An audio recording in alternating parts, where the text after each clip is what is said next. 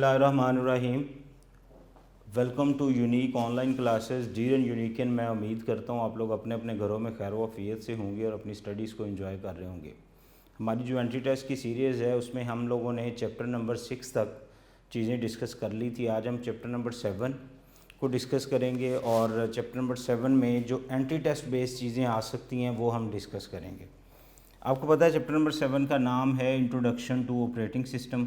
अब operating system में क्या क्या चीज़ें इन्वॉल्व होती हैं, कौन कौन से फंक्शन हैं, क्या क्या टास्क हैं, what are the types of operating systems and what sort of controlling actually operating system perform और what is the history of operating system, generation wise इसकी हिस्ट्री है। ये सारी चीज़ें क्योंकि जब एमसीक्यूज़ में आते हैं तो ये बिल्कुल बोर्ड की तरह नहीं आते, कोई ना कोई चीज़ इंटरलिंक्ड करते हैं वो साथ, ठीक है। कोई ऐसा मटेरियल भी सम टाइम होता है जो आप लोगों ने पढ़ा ही नहीं होता, तो मैं कोशिश करूँगा वो सारे नोट आप लोगों को बनवाऊँ और सारी चीज़ों को स्टेप बाय स्टेप हम डिस्कस करें।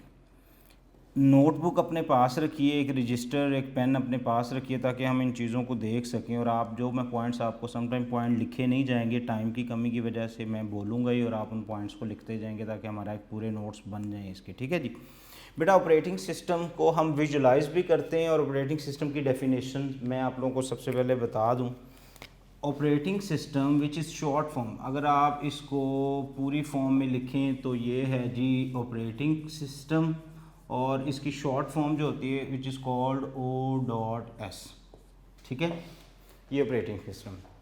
अब ऑपरेटिंग सिस्टम को अगर हम इसकी डेफिनेशन लिखें तो वो प्लस हम इसको विजुलाइज भी करते हैं, इसकी डायग्राम भी बनाते हैं। तो सबसे पहले इसकी डेफिनेशन लिखिए। An operating system basically is a programme.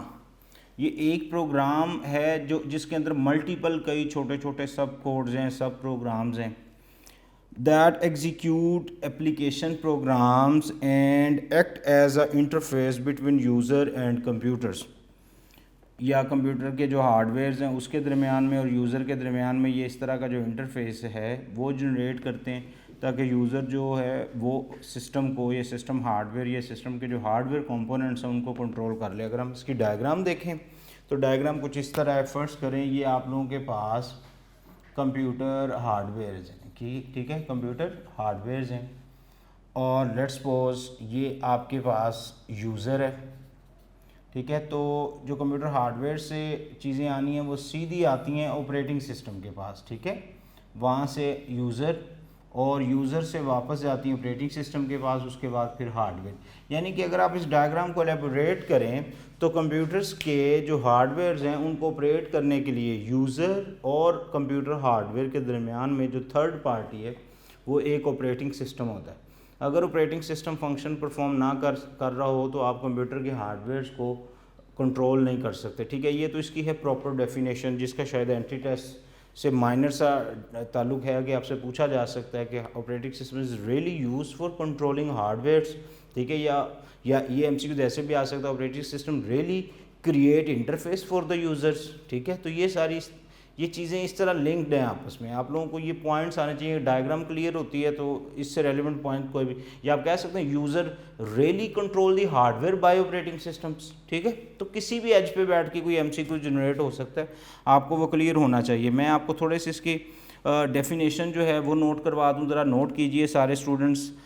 Operating system is a one program running all the times on the computers, जिसको आम तौर पर कर्नल कहते हैं। क्या कहते हैं? कर्नल। मैं इसको स्पेल आउट कर दूं, आप लोग ज़रा लिखिए KERNEL, ठीक है, कर्नल, KERNEL, कर्नल। ये वो फेज़ है जो ऑपरेटिंग सिस्टम जब सिस्टम के ऊपर चल रहा है तो उसको हम कर्नल कहते हैं, क्योंकि दो डिफरेंट तरह के जो है ना वो मोड्स होते हैं इसके अंदर। एक कर्नल मोड होता है और एक होता है यूज़र मोड, ठीक है। कर्नल मोड वो है जो ऑपरेटिंग सिस्टम परफॉर्म हो रहा होता है, यूज़र मोड यहाँ पे होता है। ये भी साथ मेंशन कर ही लें आप लोग ताकि आपको पता चल सके।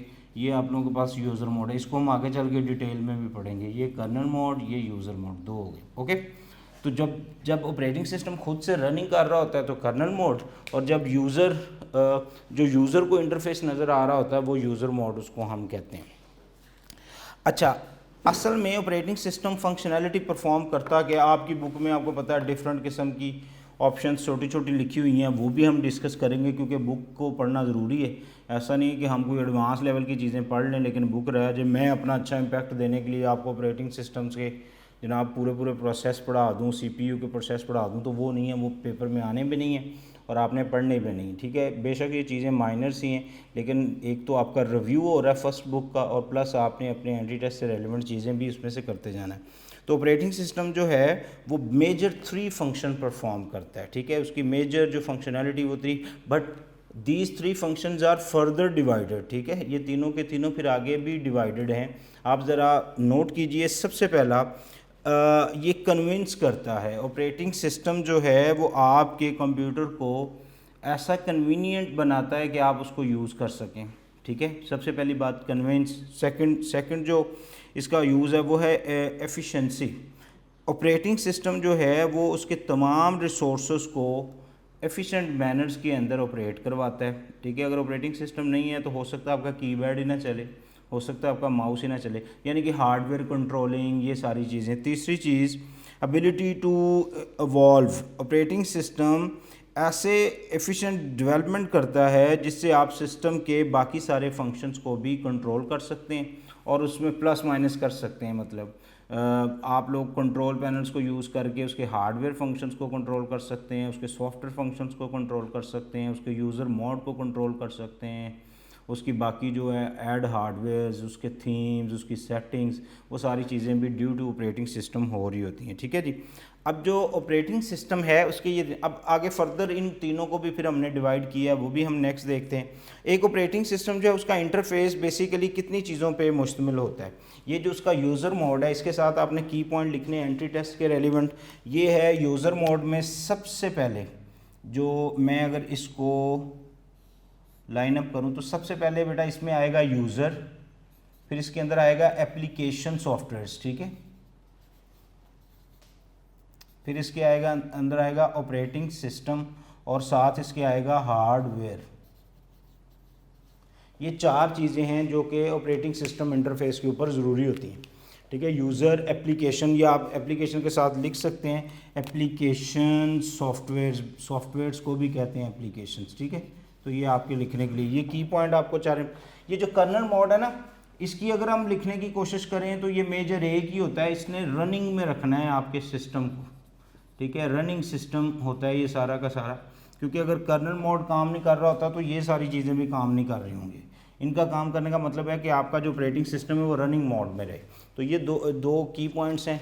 इनमें से पूछा जा सकता है जी यूज़र मोड में से किसका लिंक है, या ऑपरेटिंग सिस्टम असल में किस मोड के ऊपर यूज़र के लिए इंटरफेस जनरेट करता है, तो वो यूज़र मोड होता है। ठीक है, और उसके लिए यूज़र भी रिक्वायर्ड होता है आप लोगों को।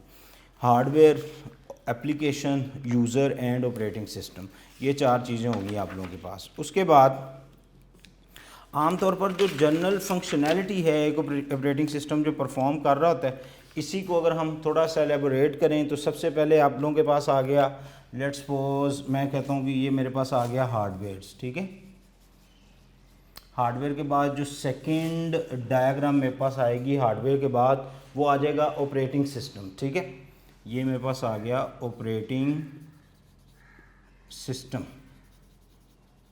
उसके बाद जो थर्ड डायग्राम इसके अंदर हम डिस्कस करते हैं वो हमारे पास होती हैं सिस्टम और एप्लीकेशंस। ठीक है, ये एप्लीकेशन सॉफ्टवेयर्स। और उसके बाद जो हमारे पास पॉइंट इसमें आते हैं वो आते हैं यूज़र मोड। ठीक है, ये यूज़र 1 है लेट्स सपोज, ये आप लोगों के पास यूज़र 2 है।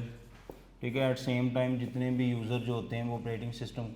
तो ये डायग्राम जो है इसको अगर आप 2 स्टाइल से देख सकते हैं।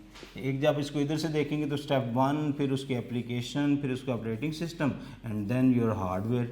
अगर इधर से देखें तो पहले हार्डवेयर चाहिए, उस पर फिर इंस्टॉलेशन ऑफ ऑपरेटिंग सिस्टम होनी चाहिए, फिर आप installation of this application softwares करते हैं। ठीक है, सॉफ्टवेयर थर्ड पॉइंट पे आते हैं और फिर आप यूज़र जो है उसको ऑपरेट कर सकते हैं। तो ये भी इसके वही 4 फेजेस हैं जिनको आप लोगों ने इधर ग्राफिकल रिप्रेजेंटेशंस के अंदर देखा है। ठीक है जी। अच्छा, उसके बाद जो ऑपरेटिंग सिस्टम है वो कौन कौन से टास्क जो है उनको सपोर्ट करता है, वो आप हेडिंग दीजिए, सारे स्टूडेंट हेडिंग देंगे ऑपरेटिंग सिस्टम किस तरह के टास्क को सपोर्ट करता है। ठीक है, देयर आर फ्यू टास्क, वो मैं आपको लिस्ट अप करवाऊँ, वो पॉइंट लिखेंगे आप लोग सारे।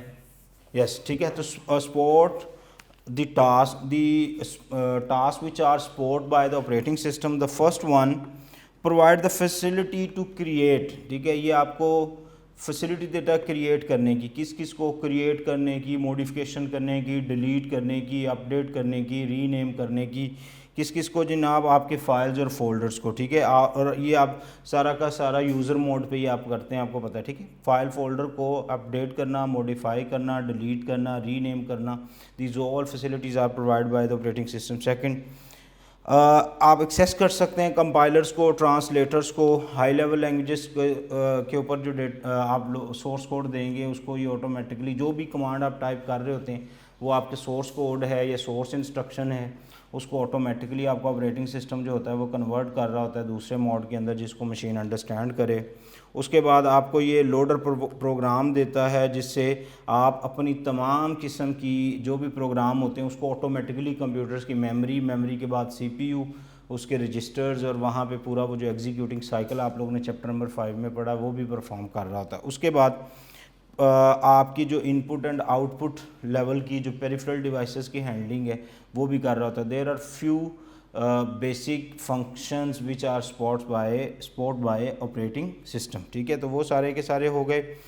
उसके बाद हमारे पास जो है, मैं एक लिस्ट और है आप लोगों के साथ जो शेयर करनी है ऑपरेटिंग सिस्टम की, ठीक है। उसमें मेरे पास कोई ऑलमोस्ट कोई 10 डिफरेंट ऑपरेशंस हैं जिनको हम पढ़ेंगे, ठीक है। जैसे सबसे पहले जो ऑपरेटिंग सिस्टम के ऑपरेशंस हैं ज़रा टिक कीजिए, मैं लिख देता हूँ आप लोगों के सामने। सबसे पहले है बूटिंग, ठीक है। The number 1 system is booting. Number 2 लिखिए जी, ये है मेमोरी मैनेजमेंट, ठीक है। नंबर 3 एंट्री टेस्ट में इनमें से कोई ऑप्शन पूछी जा सकती है, उसकी डेफिनेशन पूछी जा सकती है, इसका एमसीक्यूज़ बनाया जा सकता है, ठीक है। मेमोरी मैनेजमेंट में फिर आगे फाइल एलोकेशन टेबल्स हैं और जो है इसका फ़ाइल सिस्टम है, ठीक है। पूरा का पूरा वो मैं डिस्कस करूँगा आप लोगों के साथ, क्योंकि ये फ़ाइल फोल्डर और प्लस मेमोरी मैनेजमेंट्स के अंदर जो आपकी फ़ाइल फोल्डर स्टोर होते हैं तो उसके ऊपर डायरेक्टरीज़ हैं, वो भी हम डिस्कस करेंगे आज के लेक्चर में। ये 2 पॉइंट हैं।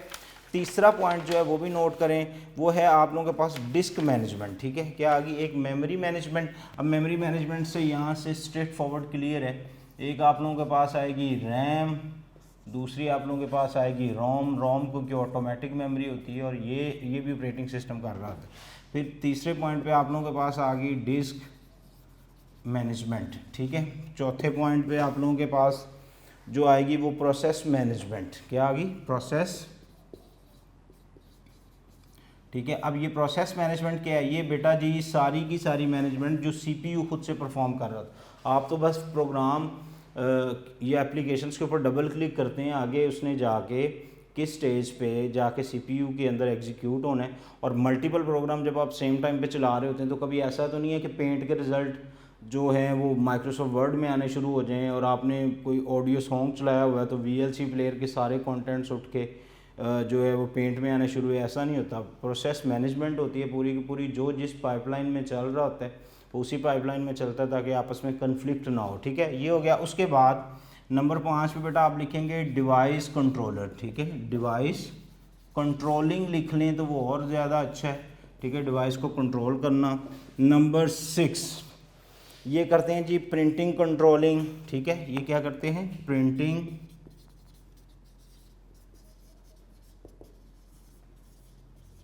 ठीक है। जो प्रिंटिंग जॉब्स हैं, जो क्यू वगैरह आप लोग बनाते हैं वो सारी की सारी इसमें से कंट्रोल होती है। और उसके बाद जो 7वां नंबर है, 7वें नंबर पे इसने आपको इंटरफेस प्रोवाइड करना है। क्या करना है?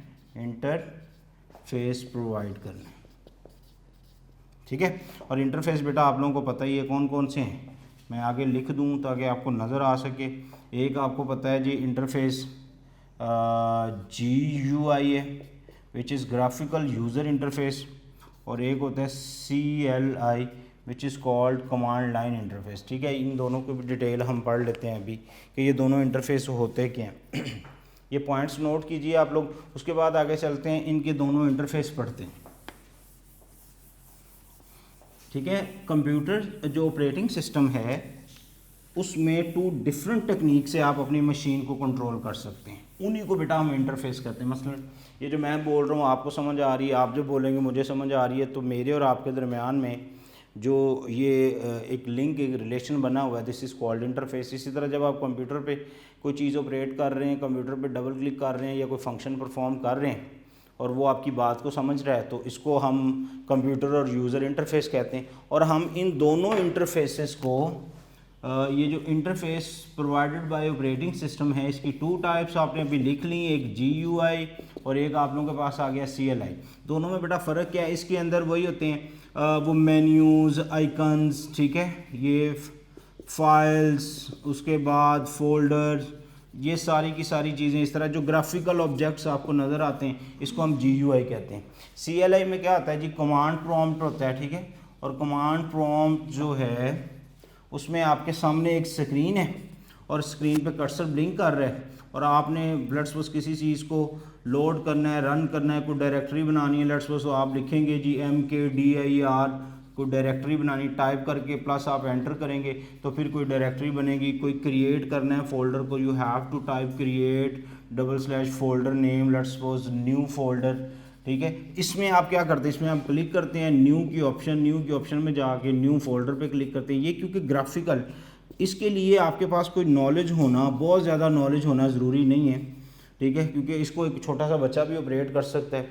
वजह यह है कि इसमें सारी चीज़ें ग्राफिकली पड़ी हैं, बस आपने माउस से क्लिक करते जाना पॉइंटिंग डिवाइसेस से, तो ऑटोमेटिकली ऑपरेट होता रहेगा। उसमें ज़रा 2-3 चीज़ों का ख्याल रखना पड़ता है, वो आप लोगों ने इनके डिफरेंसेस पढ़े हैं। मसलन इसके अंदर जो सबसे पहली चीज़ इसका ख्याल रखना पड़ता है वो ये कि आपको कमांड्स जो हैं वो मेमोराइज़ करनी पड़ती हैं, ठीक है। मेमोराइज मीन कमांड्स को रटा मारना ही पड़ता है। आपको कमांड्स नहीं आती, मुझे MKDIR कमांड आती ही नहीं है तो मैं इसको लिख भी नहीं सकता, एक चीज़। दूसरा, यू हैव टू फेमिलियर्स, ठीक है, आपको फेमिलियर होना पड़ता है कमांड्स के साथ। मतलब मुझे MKDIR का पता तो है, आती तो है, मेमोराइज तो है, बट मुझे पता नहीं है यूज़ कहाँ होती है। तो यू मस्ट लर्न और memorise the commands, and second thing you have to be familiar with that commands, ताकि आपको पता हो कि कमांड कौन सी कहाँ लगनी है, इस तरह की ये सारी चीज़ें, ठीक है। इसके अंदर आपके जो फाइल फोल्डर्स होते हैं वो कहते हैं वो 90% आपके दिमाग में ही होते हैं, या आपने कोई रजिस्टर बनाया होता है जिसके ऊपर उसकी डायरेक्टरीज और उनके पाथवेज, ड्राइव्स के नाम और ड्राइव्स के पाथवेज आपने उस रजिस्टर्स पे लिखे होते हैं। इसके अंदर ऐसे नहीं है ग्राफिकल यूज़र इंटरफेस के अंदर, ठीक है। इन दोनों का फिर आपको पता है इसको यूज़ करना ईजी है, उसको यूज़ करना थोड़ा डिफ़िकल्ट है। उसके बाद अगर हम ईज़ की बात करें तो ये ईज़ है, ये ईज़ी है, वो ईज़ी नहीं है। फिर उसके बाद हम स्पीड की बात करें तो एक फंक्शन अगर हम ग्राफिकल यूज़र इंटरफेस से यूज़ करके बना रहे होते हैं तो वो बहुत लेंथी हो जाता है, ठीक है। काम करना वो आपको क्लिक, कट, कॉपी, पेस्ट के लिए मल्टीपल क्लिक्स करनी पड़ती हैं। इसके अंदर जस्ट आपको कट और टू पेस्ट उसकी वो कमांड लेके एंटर करनी, जस्ट आप कमांड लिखते हैं तो वो सारा का सारा फंक्शन, मतलब ये फंक्शन लेंथी होते हैं। ईजी ज़रूर है बट लेंथी हैं, वो फंक्शन मुश्किल ज़रूर है बट लेंथी नहीं होते, वो ज़रा स्पीडी काम करता है, ठीक है। तो ये उसके बाद ये आपको पता है जो ग्राफिकल यूज़र इंटरफेस है ये मल्टी प्रोसेसिंग है। एट द सेम टाइम इसकी हार्डवेयर यूनिट्स की बात करें, you can install multiple processors, ठीक है, ऑन योर मदरबोर्ड। जैसे कोर टेक्नोलॉजी जो है या ऑक्टा कोर टेक्नोलॉजी है जिसमें मल्टीपल प्रोसेसर्स हम इन्वॉल्व करते हैं, तो वो ग्राफिकल यूज़र इंटरफेस, क्योंकि इसकी असल में वो स्पेसिफिकेशन जो होती हैं कंप्यूटर की स्पेसिफिकेशन, उसका सपोर्टिव होना भी ज़रूरी है। अगर आपने मल्टीपल प्रोसेसर्स लगा दिए बट आपका ऑपरेटिंग सिस्टम उसको सपोर्ट नहीं कर रहा तो वो प्रोसेसर यूज़लेस हैं, ठीक है, आप उनको इस्तेमाल नहीं कर सकते। इसी तरह ये जो कमांड प्रॉम्प्ट है, ये जो CLI है, कमांड लाइन इंटरफेस जो ऑपरेटिंग सिस्टम है, इसका मेजर ड्रॉबैक यही है कि ये एक single processing machine operating system था जिसमें आप एक ही प्रोसेसर लगा के उसको ऑपरेट करवा सकते हैं, मल्टीपल को नहीं करवा सकते, ठीक है। ये शुरू में लोग इसको बहुत ज़्यादा, अभी भी मैं क्योंकि नेटवर्किंग में हूँ तो नेटवर्किंग के अंदर इसको बहुत ज़्यादा अभी भी कमांड प्रॉम्प्ट, क्योंकि ये ज़रा सिक्योर है, कमांड्स का पता नहीं होता, पाथवेज का पता नहीं होता, ये ज़रा सिक्योर नहीं है, ठीक है। तो ये सारी चीज़, उसके बाद मल्टी टास्किंग है, eight the same time you can perform multiple task by using GUI, और इसके अंदर आप एक वक्त में एक ही काम कर सकते हैं। यहाँ आप एट द सेम टाइम आपने फेसबुक भी ओपन की हुई है, गूगल से आप स्टडीज़ भी कर रहे हैं, यूट्यूब भी है, आपने कोई लेट्स सपोज कोई डेटा जो है वो कट कॉपी पेस्ट पे भी लगाया हुआ है। उधर ऐसा नहीं है, उधर आपने एक विंडो खुली है, उसमें जो कमांड टाइप करेंगे वही function at same time perform हो रहा होता है, इसलिए इसको हम सिंगल यूज़र इंटरफेस भी कहते हैं और इसको हम मल्टी यूज़र या मल्टी टास्किंग ऑपरेटिंग सिस्टम भी कहते हैं, ग्राफिकल यूज़र इंटरफेस को। ठीक है जी, तो ये हमारे पास आ गए। अब उसके बाद जो है वो हम देखेंगे जनाब, जो आपका हिस्ट्री है ऑपरेटिंग सिस्टम की, चैप्टर 7 के पेज 2 के ऊपर, तो वो आप लोग सारे हेडिंग देंगे सारे बच्चे, history with generations of computer. ठीक है, कंप्यूटर की जनरेशन के साथ जो हिस्ट्री है वो एक टेबल मैं आप लोगों के सामने ड्रॉ करता हूँ, आपको लिखवाता हूँ, आपने वो पॉइंट्स लिखते जाने हैं। ठीक है जी, सबसे पहली चीज़ इसके अंदर हम जो लिखेंगे वो जनरेशन, बल्कि हेडिंग दे लें आप लोग हिस्ट्री ऑफ ओएस। ठीक है, इसमें सबसे पहली जो चीज़ आ गई वो आ गई जी जनरेशन। दूसरी चीज़ जो इसके अंदर आ गई वो आ गई ईयर्स। ठीक है, तीसरी जो चीज़ इसमें आएगी वो है जी डिवाइस और टाइप्स ऑफ डिवाइस। ठीक है, डिवाइस जिसके लिए ये बनाया गया था, और उसके बाद टाइप्स ऑफ डिवाइस, ये भी उसके नाम है, तो ये भी आप लोगों को लिखवाई जाएंगे। अब जैसे जनरेशन्स की बात करें तो सबसे पहले हमारे पास आ गई फर्स्ट जनरेशन, और first generation I think 1940s 45 और 55। ठीक है, लेट 50s भी थी, ये 1945 to 1955। ठीक है, और डिवाइस इसमें आपको पता है फर्स्ट जनरेशन में क्या यूज़ हुई थी, वैक्यूम ट्यूब्स। ठीक है, ये वैक्यूम ट्यूब डिवाइसेस थी जिन्होंने फर्स्ट टाइम इस ऑपरेटिंग सिस्टम को यूज़ किया था, फर्स्ट ऑपरेटिंग सिस्टम को जी। प्लग बोर्ड्स और टाइप्स ऑफ डिवाइस थे जिसमें ये यूज़ हुआ। ये पॉइंट्स बनाए, आपने इसको रट्टा नहीं लगाना, जस्ट आपने इन पॉइंट्स को पढ़ना है, आपके ये सारे मसाइल जो हैं वो क्लियर हो जाएंगे। ठीक है, जो ऑपरेटिंग सिस्टम जो है वो जैसे 1 by 1 आगे चलती गई वो आप लोगों ने यूज़ करनी है। ठीक है, ये पहली ऑपरेटिंग सिस्टम का नाम था, ये भी आप लोगों को मैं एक मेंशन कर दूं, कंफ्यूज मत हो जाइएगा। दूसरी आप लोगों के पास आई थी सेकंड जनरेशन, ये आ गया जी सेकंड जनरेशन, ये थी 19 इससे आगे। ठीक है, 1955 to 1965, और इसमें आपको पता है क्या यूज़ हुए थे, वैक्यूम ट्यूब के बाद ट्रांजिस्टर्स। ठीक है, इसमें क्या यूज़ हुए थे, ट्रांजिस्टर्स। ये आपकी हिस्ट्री भी साथ साथ कंप्लीट होगी अगर कोई हिस्ट्री में से क्वेश्चन आ जाता है। तो इसमें जो ऑपरेटिंग सिस्टम यूज़ हुआ था वो बैच सिस्टम ऑपरेटिंग सिस्टम। ठीक है, ये बैच सिस्टम क्या होता है ये भी है अभी हम, ठीक है, आगे, क्योंकि जब हम टाइप्स ऑफ ऑपरेटिंग सिस्टम पढ़ रहे होंगे उसके अंदर मैं आपको ये पढ़ाऊंगा बैच ऑपरेटिंग सिस्टम। उसके बाद ये थर्ड जनरेशन ज़ाहिर 1965 to 80s। ठीक है, 1965 to 1980s, इसके अंदर जो यूज़ हुए थे वो इंटीग्रेटेड सर्किट, एग्जैक्टली वही है, आईसीज़। ठीक है, इसके अंदर आईसीज़ यूज़ हुए थे, और उसके साथ ऑपरेटिंग सिस्टम कौन सा हुआ था जी, मल्टी प्रोग्रामिंग। ठीक है, क्या, मल्टी प्रोग्रामिंग टाइप्स ऑफ। उसके बाद हमारे पास आई जी फोर्थ जनरेशन,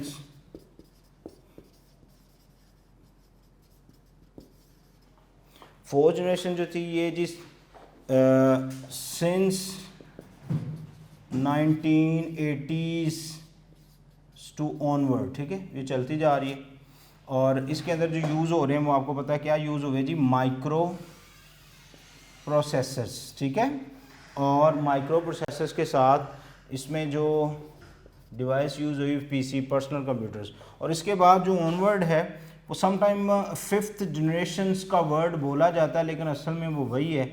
लेकिन इसमें क्योंकि ये जो डिवाइस है ना, ये वाली डिवाइस, इसको आर्टिफिशियल इंटेलिजेंस बना दिया गया। ठीक है, जैसे रोबोटिक्स वगैरह, तो इसीलिए इसका नाम रखा जाता है। हालांकि ये फोर्थ जनरेशन्स का आप ये समझ लें इन्हांस्ड वर्जन है। ठीक है, फोर्थ जनरेशन्स का तो है ये वही स्टोरी। ये टेबल जल्दी से आप लोग सारे नोट कीजिए, ये की पॉइंट्स हैं, अगर इनमें से कोई आ जाता है आपको पता होना चाहिए। प्लस आपकी जनरेशन्स भी कवर हैं, ईयर्स को भी कवर हो गया, डिवाइसेस कौन सी उसमें।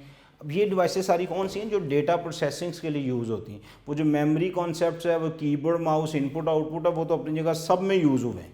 ठीक है, तो ये असल में प्रोसेसिंग्स के लिए, और वो फिर आगे डिवाइसेस के नेम है, ये नोट हो गया। उसके बाद हम पढ़ेंगे जी टाइप्स ऑफ ऑपरेटिंग सिस्टम्स। एंटी टेस्ट में ना इस तरह की चीज़ें आती हैं, आपकी बुक में बस इनका हिंट है, लेकिन जब एमसीक्यूज बन के आते हैं तो वो सारा कुछ ही लिखा होता है, तो स्टूडेंट कंफ्यूज होते हैं जी हमने तो पढ़ा ही नहीं था ये। ठीक है, तो ये की पॉइंट इंशाल्लाह कर लें, आप लोगों का ये वाला जो ऑपरेटिंग सिस्टम वाले मसाइल हैं ये भी क्लियर हो जाएंगे। Types of operating system heading है जी, टाइप्स ऑफ ऑपरेटिंग सिस्टम्स। ठीक है, सबसे पहली टाइप नोट करते जाइए प्लीज़, नोट बनाते जाइए साथ साथ। टाइप्स ऑफ ऑपरेटिंग सिस्टम के अंदर the first one is batch operating system. ठीक है, मैं लिखवा देता हूँ आपको जी कितनी तरह के ऑपरेटिंग सिस्टम जो हैं जिनको हम यूज़ कर सकते हैं। नंबर 2 नोट कर लिया आपने बैच। उसके बाद हम लिखेंगे जी टाइम शेयरिंग। इनकी आगे एक एक लाइन की डेफिनेशन भी है, वो भी मैं आपको, अब इसको हम शॉर्ट फॉर्म में लिखेंगे जी OS। नंबर 3 डिस्ट्रीब्यूटेड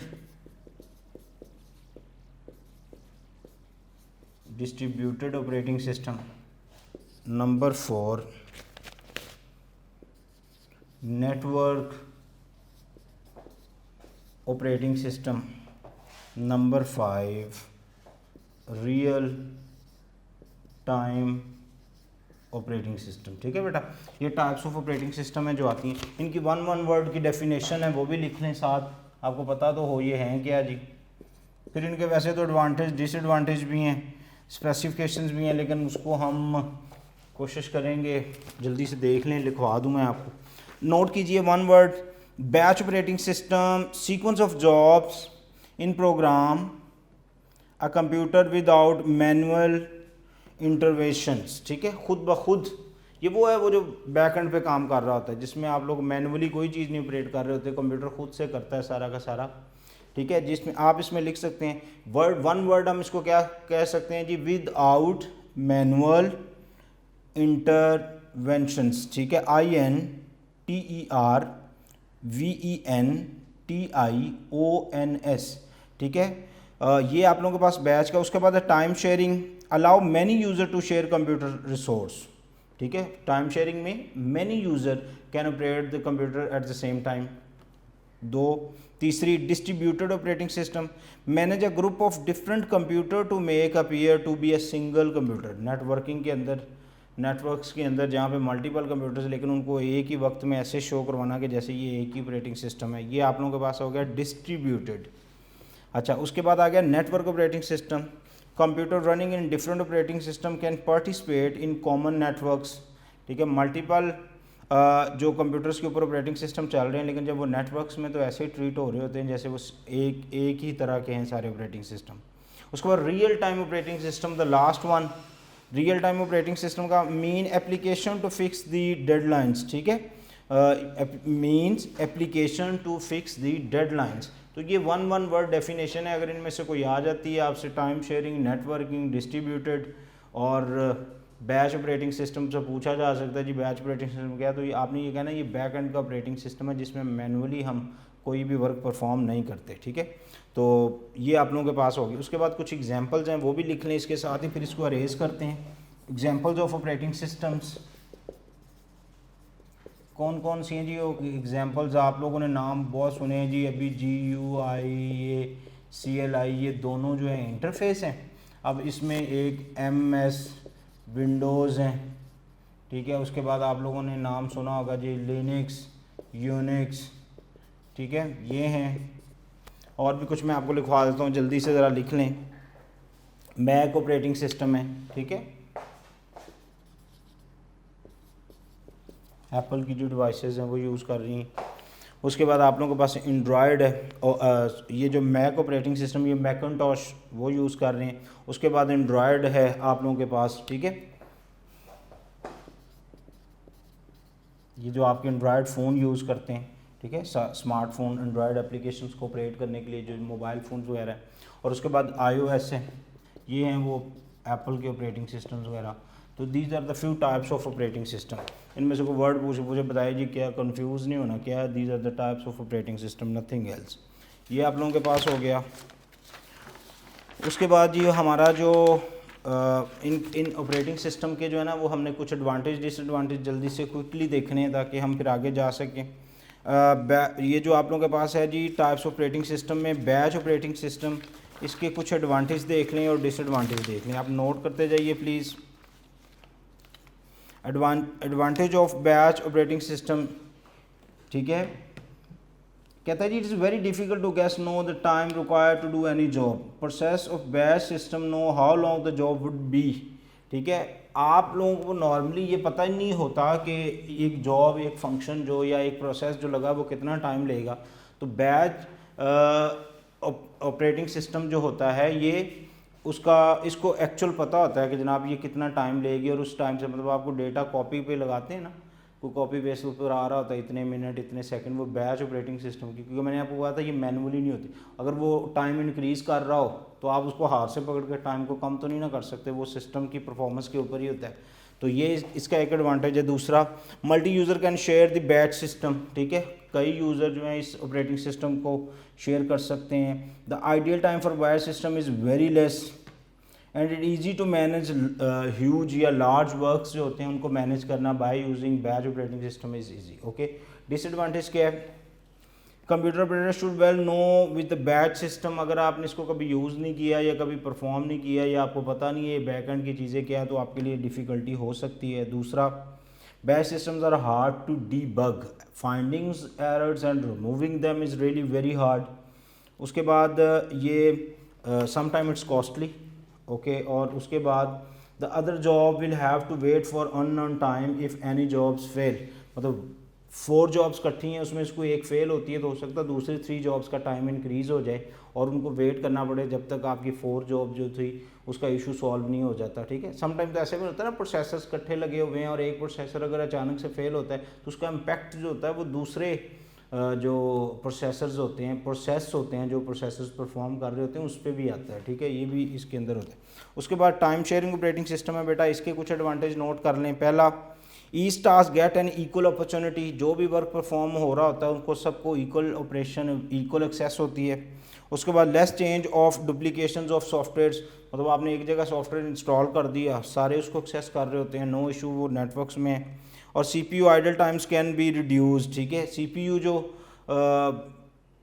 वो वाला टाइम जो टाइम वेस्टिंग में जाता है जिसको यूटिलाइज़ नहीं कर रहे होते, या CPU आप समझ लें कि वर्किंग मोड में नहीं होता, तो उसको भी हम by using time sharing operating system reduce कर सकते हैं। कैसे क्या? क्योंकि एट टाइम मल्टीपल यूज़र हैं, एक यूज़र अगर काम नहीं भी कर रहा तो बाकी कर रहे हैं, तो CPU उनके साथ बिजी है वर्क परफॉर्म करने के अंदर। डिसएडवांटेज क्या है जी? रिलायबिलिटी प्रॉब्लम्स है, और दूसरा जो बस सिक्योरिटी और इंटेग्रिटी इज़ ए इशू, ठीक है।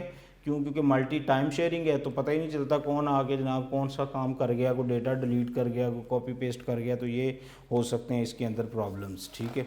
उसके बाद हम चलते हैं जी, हमारे पास है डिस्ट्रीब्यूटेड ऑपरेटिंग सिस्टम। डिस्ट्रीब्यूटेड के कुछ एडवांटेज और डिसएडवांटेज ज़रा नोट कीजिए। इसका जो डिस्ट्रीब्यूटेड का, क्योंकि ये हर एक यूज़र के लिए अपना अपना इंडिविजुअल होता है, तो इसका सबसे जो मज़ेदार काम ये है कि अगर किसी एक का जो काम है वो अगर वर्क जो है, प्रोसेस जो है वो डिस्टर्ब होता है तो बाकियों को इशू नहीं होता, ठीक है। तो जिसका जो वर्क में इशू आया वो वहाँ तक ही रहता है, ये एडवांटेज है। डेटा एक्सचेंज स्पीड इसकी वजह से इंक्रीज़ होती है। उसके बाद जो भी आप लोग जो होस्ट मेन कंप्यूटर होता है या सर्वर या होस्ट, उसके ऊपर जो डेटा आप लोड कर रहे हैं या एग्जीक्यूट कर रहे हैं उसको आप रिड्यूस करवा सकते हैं, क्योंकि सेम टाइम्स ऑफ डेटा जब आएगा तो वो ऑटोमेटिकली उसको सिंक करेगा, देखेगा ये डेटा ऑलरेडी एग्जिस्ट करता है, तो बाकी जो है फिर उसकी वो कॉपी पेस्ट नहीं होगी। डिसएडवांटेज क्या हैं जी? Failure of main network will stop be everything, क्योंकि डिस्ट्रीब्यूटेड में है। और उसके बाद these types of systems are not readily available as they are very expensive, ठीक है। तो आप इसकी कॉस्ट भी इसके बारे में लिख सकते हैं कि ये भी इसका एक ड्रॉबैक है। उसके बाद नेटवर्क ऑपरेटिंग सिस्टम है, उसके कुछ एडवांटेज देख लें आप लोग।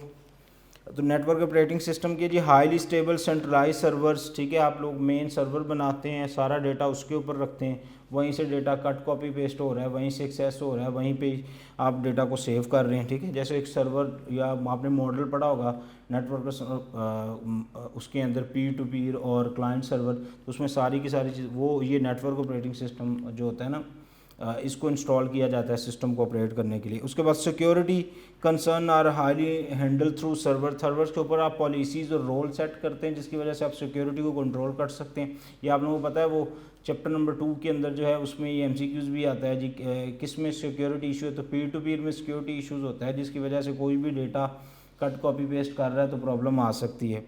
उसके बाद जी जितनी भी न्यू टेक्नोलॉजीज़ हैं और हार्डवेयर की अपग्रेडेशंस हैं वो आपको इंडिविजुअल लेवल पे नहीं करनी पड़ती हैं, आप एक ही जगह पे करते हैं, सबके ऊपर अप्लाई हो जाता है। और सर्वर्स को आप जनाब लोकली रिमोटली हर तरह से एक्सेस कर सकते हैं by using network operating systems. Drawback क्या है जी, सर्वर्स आर कॉस्टली, लाखों में बनते हैं सर्वर। उसके बाद user has to depend on the central location for most operations, maintenance updates are required regularly. आपने सर्वर के ऊपर हैं तो आपको हर रोज़ उसको अपडेट भी करना है, मेंटेन भी करना है ताकि आपका नेटवर्क जो होता है वो प्रॉपर चलता रहे। उसके बाद है रियल टाइम ऑपरेटिंग सिस्टम। बच्चों इसके कुछ एडवांटेज डिसएडवांटेज देख लेते हैं जल्दी से। रियल टाइम के जो एडवांटेज हैं वो मैक्सिमम कंजप्शन है, ठीक है, इनको नोट कर लें। उसके बाद मतलब मैक्सिमम कंजप्शंस का मतलब है मैक्सिमम डिवाइसेस जो हैं वो आप इसके साथ रियल टाइम ऑपरेटिंग सिस्टम्स के ऊपर आप इंस्टॉल कर सकते हैं, उनको यूटिलाइज़ कर सकते हैं। टास्क शिफ्टिंग है, ठीक है, आप एक टास्क को वेरी लेस टाइम में दूसरे टास्क के साथ शिफ्ट कर सकते हैं। फोकस ऑन एप्लीकेशन है। उसके बाद real time operating system is embedded system, particular task भी आप इसके ऊपर परफॉर्म कर सकते हैं, ज़रूरी नहीं है कि ये जनरल पर्पस हो। एम्बेडेड सिस्टम्स भी होते हैं, एरर फ्री होते हैं, मेमोरी एलोकेशंस करते हैं। These are the few advantage of real time operating system. Disadvantage क्या है जी, लिमिटेड टास्क, ठीक है, नंबर ऑफ़ टास्क जो है वो मिनिमम आप परफॉर्म कर सकते हैं। कम्प्लेक्सिटी एल्गोरिदम्स होते हैं और डिवाइस ड्राइवर्स और इंटरप्ट सिग्नल्स ये भी इसका है। और थर्ड पार्टीज़, ठीक है, आप लोगों को किसी न किसी तरफ से सिस्टम्स के ऊपर स्विचिंग और डेटा को स्विच करने या यूज़र को स्विच करने के ऊपर आप लोगों को जो है वो थ्रेड प्रायोरिटीज़ भी फेस करनी पड़ सकती हैं। These are few disadvantage of operating system. तो ये इसके एडवांटेज डिसएडवांटेज हो गए। उसके बाद आप लोग देखेंगे जी मेरे साथ फंक्शंस ऑफ ऑपरेटिंग सिस्टम। बेटा ये मैं आपको लिस्ट अप करवाऊंगा, ठीक है, इसकी आप स्टडी भी करेंगे, पेपर के अंदर इसके MCQs आएंगे। जब मैं आपका टेस्ट लूँगा तो वहाँ से भी इनको मज़ीद डिस्कस करेंगे। इसको जल्दी से ज़रा नोट कीजिए हेडिंग्स को, कौन कौन सी हैं जी। मैं इसकी हेडिंग दे दूँ फंक्शंस ऑफ ऑपरेटिंग सिस्टम्स, ठीक है। वो जो शुरू में हमने 3 फंक्शंस पढ़े थे उनको हमने सब डिवाइड किया, फंक्शंस ऑफ ऑपरेटिंग सिस्टम्स। सबसे पहला इस तरह ये इनके मैं पॉइंट बनाता जाऊँगा, वो आप लोगों ने नोट करते जाने, ठीक है। फर्स्ट वन, ऑपरेटिंग सिस्टम जो है वो आपको सिक्योरिटी प्रोवाइड करता है। क्या प्रोवाइड करता है? सिक्योरिटी। नंबर 2, ऑपरेटिंग सिस्टम जो है वो कंट्रोल आपको प्रोवाइड करता है, चाहे वो हार्डवेयर कंट्रोल हो, कंट्रोल ओवर सिस्टम लिख लें तो वो मेरे ख्याल में सारी चीज़ें इसके अंदर आ जाएंगी। हार्डवेयर कंट्रोल हो, सॉफ्टवेयर कंट्रोल हो, प्रोसेस कंट्रोल हो, ये दूसरा फंक्शन है जो कि एक ऑपरेटिंग सिस्टम परफॉर्म कर रहा है। उसके बाद जॉब अकाउंटिंग, ठीक है, आप लोगों के पास जॉब अकाउंटिंग। नंबर 4 आप लोगों के पास आ गया जी एरर डिटेक्टिंग, ठीक है, एरर्स, कोई भी आपके टास्क के अंदर एरर है CPU लेवल पे, प्रोसेसर लेवल पे, तो वो भी ये डिटेक्ट करता है, ठीक है, एरर डिटेक्टिंग। और उसके बाद आप लोगों के पास आ गया जी coordination between other softwares and user. तो इसको हम ऐसे लिख लें अगर, interface and coordinations between softwares and users, ठीक है, ये आप इस तरह लिख रहे हैं। नंबर 6 पे आ जाएं। नंबर 6 के ऊपर आ गया जी मेमोरी मैनेजमेंट। क्या आ गया? Memory management. नंबर 7 पे आ जाएं। नंबर 7 के ऊपर आप देखें प्रोसेस मैनेजमेंट, ठीक है, जो प्रोसेस आपके परफॉर्म हो रहे होते हैं उनको मैनेज करना, प्रोसेस मैनेजमेंट। नंबर 8 उसकी हेडिंग दीजिए डिवाइस मैनेजमेंट।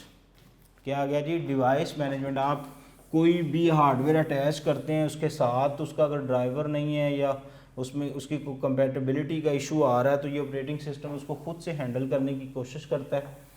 यूज़र को लेस डिस्टर्बेंस होती है, क्योंकि आपको पता है ना, एक लाइन बड़ी मशहूर लाइन है ऑपरेटिंग सिस्टम के बारे में और कंप्यूटर के बारे में कि कंप्यूटर जो है वो यूज़लेस मशीन है विदाउट ऑपरेटिंग सिस्टम, ठीक है। क्यों ये लाइन बोली जाती है? क्योंकि अगर ऑपरेटिंग सिस्टम नहीं है तो आप मशीन के किसी भी कंपोनेंट्स को यूटिलाइज़ नहीं कर सकते, किसी भी उसके कंपोनेंट्स को आप इस्तेमाल नहीं कर सकते। 8 पे मैंने लिखा है डिवाइस मैनेजमेंट, 9 नंबर पे आप लिखेंगे फ़ाइल मैनेजमेंट, ठीक है, फ़ाइल मैनेजमेंट।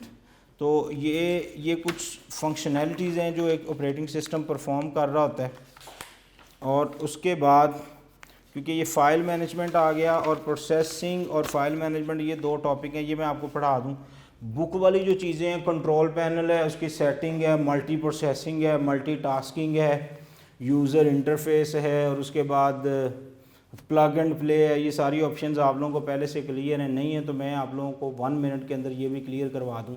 यूज़र इंटरफेस मतलब ऑपरेटिंग सिस्टम जो है वो आपको ऐसा इन्वायरमेंट देता है कि आप अपने कंप्यूटर को, अपनी मशीन को ऑपरेट कर सकते हैं। उसके बाद मल्टीटास्किंग का मतलब है you can perform multiple task, multiple job eight same time by using your computer.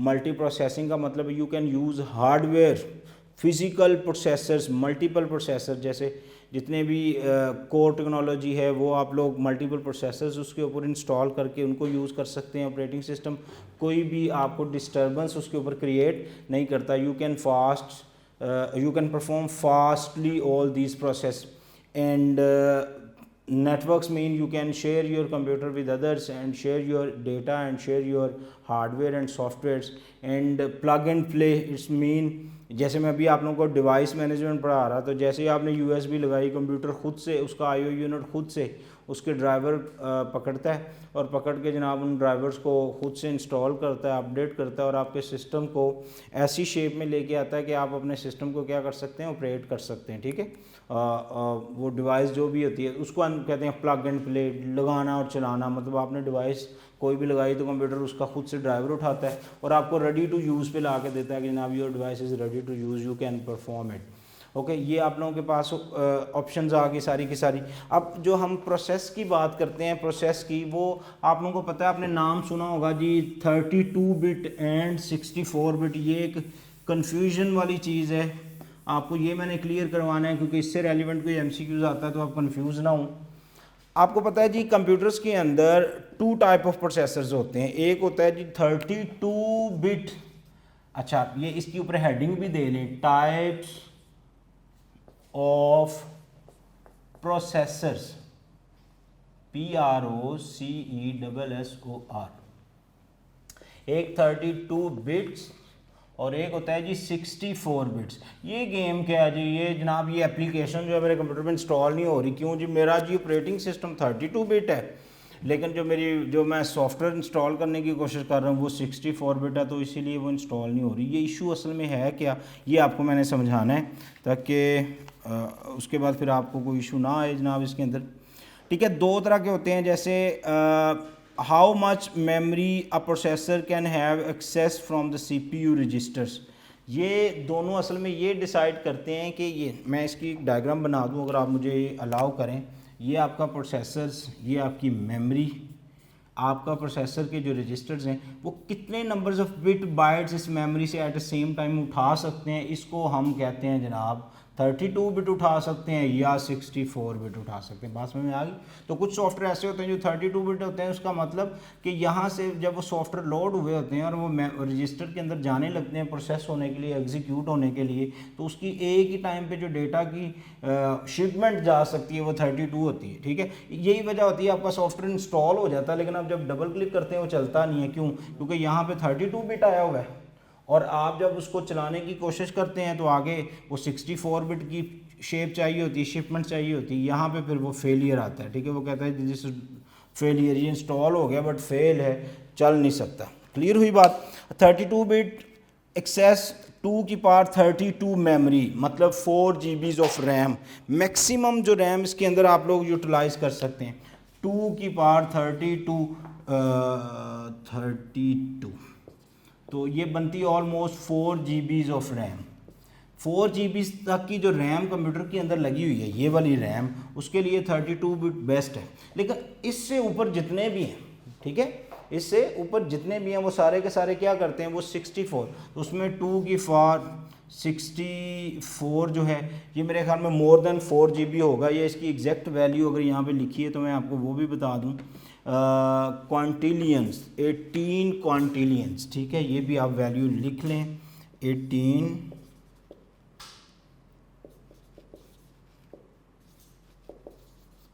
ठीक है। ये आप लोगों के पास 2 की पावर 6, मतलब ये 32 बिट है तो 32 बिट मेमोरी 4 GB तक की मेमोरी जो है वो सपोर्ट करता है। लेकिन आपको पता है कंप्यूटर के अंदर ये मेमोरी भी बड़ी है, जब से ये मेमोरी बड़ी है आप लोगों का ये 64 और उससे अपवर्ड फिर आप लोग जो है ना वो 64 जो प्रोसेसर्स हैं, टाइप्स ऑफ प्रोसेसर वो यूज़ करनी पड़ती है।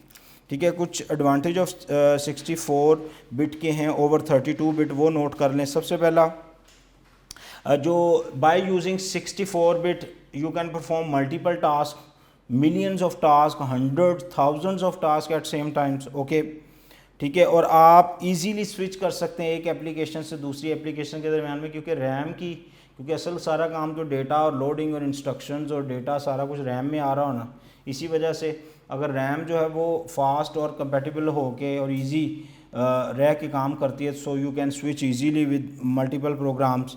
ठीक है। और 64 बिट के जो प्रोसेसर्स होते हैं ये बेनिफिशियल होते हैं क्योंकि ये डेटा को ज़्यादा प्रोसेस कर सकते हैं, डबल टाइम है उसका। ठीक है, इसी वजह से आपके कंप्यूटर की जो ओवरऑल स्पीड है वो भी फास्टर रहती है। ठीक है। एक और चीज़ आपको नोट करवा दी जाए, जो 64 बिट का प्रोसेसर है वो 32 बिट के जो वर्जन्स के ऑपरेटिंग सिस्टम्स होते हैं उनको सपोर्ट कर सकता होता है। ठीक है, ये सिर्फ ऑपरेटिंग सिस्टम तक है, लेकिन एप्लीकेशंस की जब हम बात करेंगे तो एप्लीकेशन ये बात नहीं कि सर ये अभी तो आप कह रहे थे ये कर नहीं सकता, ये नोट कीजिएगा, ये बात हो रही है हार्डवेयर की।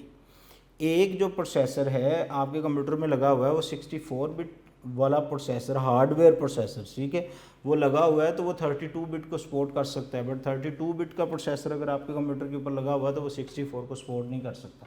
लेकिन जब हम सॉफ्टवेयर्स की बात करते हैं फिर ये दोनों अपने अपने हिसाब से ही हैं। ठीक है, 32 बिट वाला 32 करेगा और 64 वाला 64 ही करेगा। ये हो गया। उसके बाद बेटा आप लोगों को पता है जी आपके कंप्यूटर के अंदर को मेमोरी मैनेजमेंट का थोड़ा सा कॉन्सेप्ट है, उसको देख लें आप लोग। मेमोरी मैनेजमेंट्स के अंदर आप लोगों के पास आ गया डायरेक्टरीज़ क्या होते हैं, पाथवेज होते हैं जिनके ऊपर आप अपना डेटा वगैरह होल्ड करते हैं। ठीक है, और वो डायरेक्टरीज़ को हम कितने पॉइंट्स में डिवाइड करते हैं वो ज़रा देख लें। वो आप लोगों के पास पॉइंट्स हैं जी डायरेक्टरीज़ के लिए। Collections of file and folder is called directory.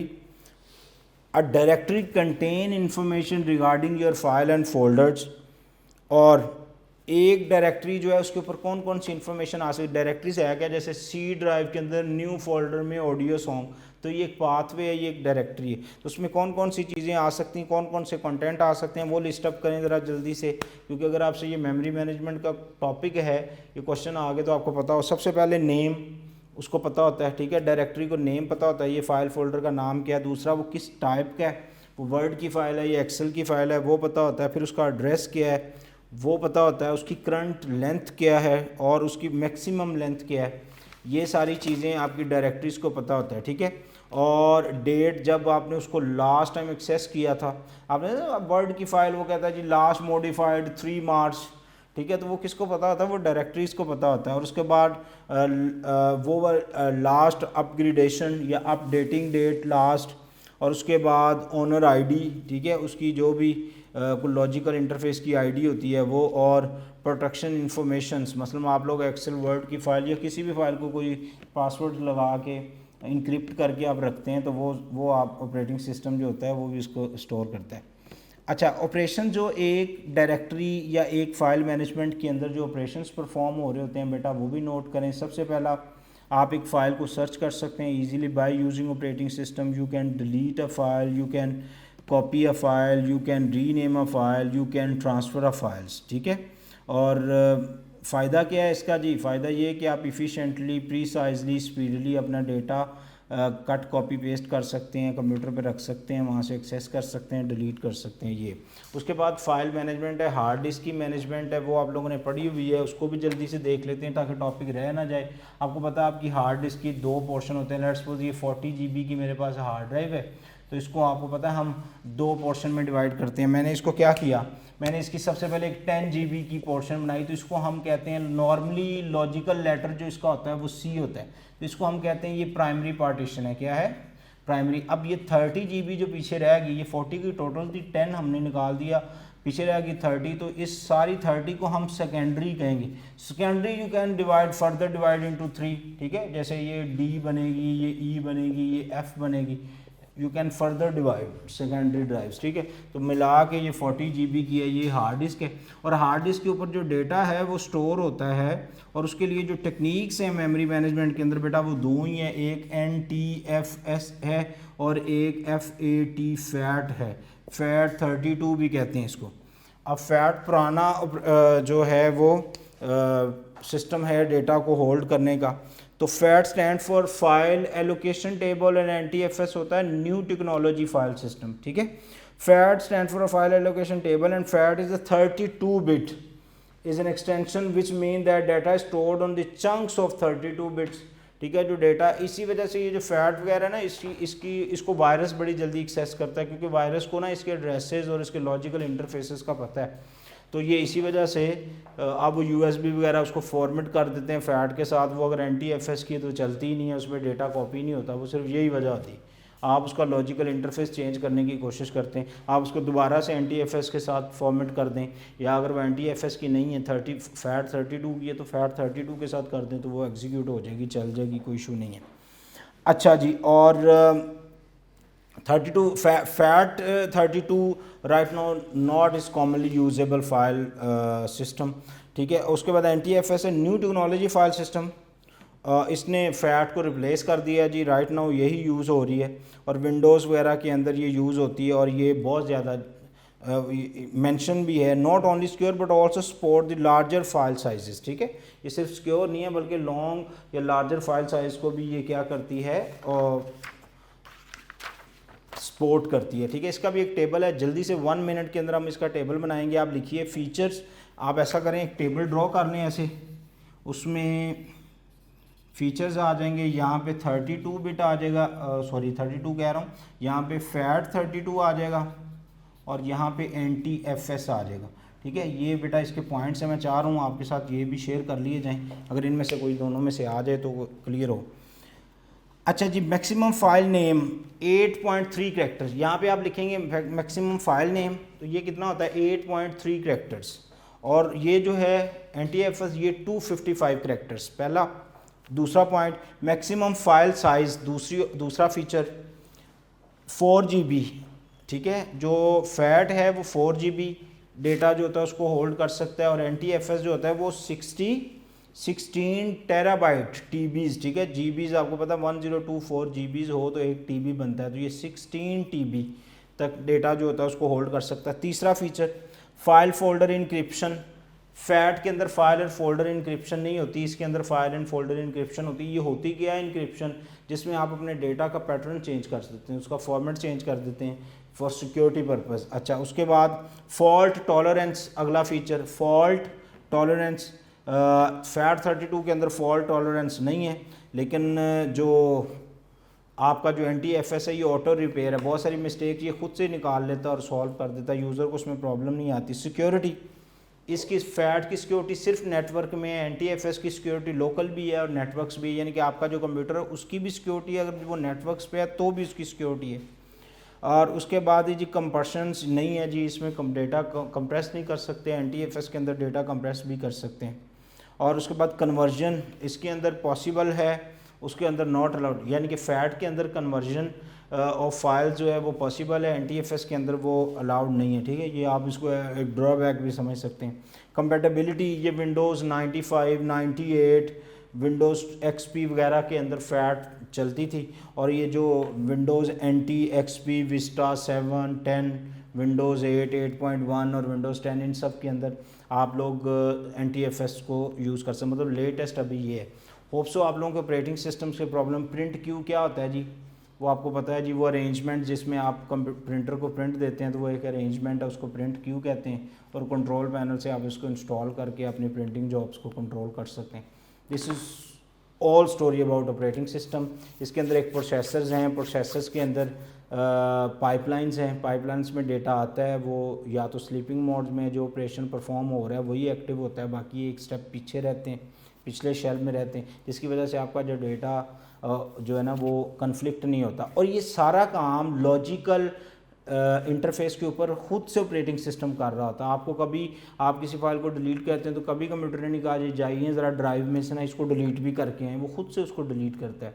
आप जस्ट फाइल्स पे क्लिक करते हैं, उस फाइल की लोडिंग, उसकी executing, compilation, assembling and everything is performed by operating system, ठीक है। सो without operating system your computer is useless. If you want to use your computer speedily, precisely, rapidly, so you have to install a proper operating system to perform all this stuff. अपना बहुत सारा ख्याल रखिए। अल्लाह हाफिज़।